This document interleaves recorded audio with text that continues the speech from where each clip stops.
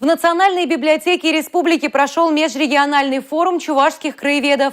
Его посвятили 175-летию со дня рождения Ивана Яковлева. По традиции в стенах библиотеки собрались краеведы из Чувашии, Ульяновской области и Татарстана. На форуме краеведы подумали над тем, как можно сохранить культурное наследие чувашского народа, а также развить краеведение и туризм. С докладами выступили деятели науки и образования, специалисты учреждений культуры, представители общественных организаций.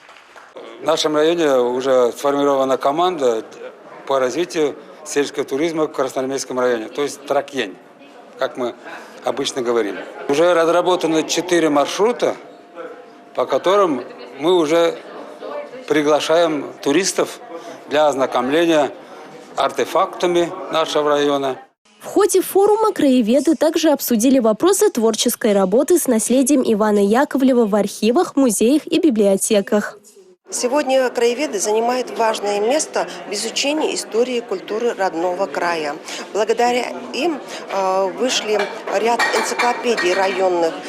19 районов сегодня имеют энциклопедии. Есть книги по истории населенных пунктов, об отдельных личностях, об организациях и учреждениях. И, конечно, очень важно, чтобы краеведы общались между собой.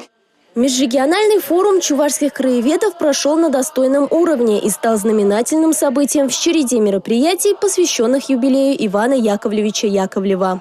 Милена Алексеева, Борис Андреев, Республика.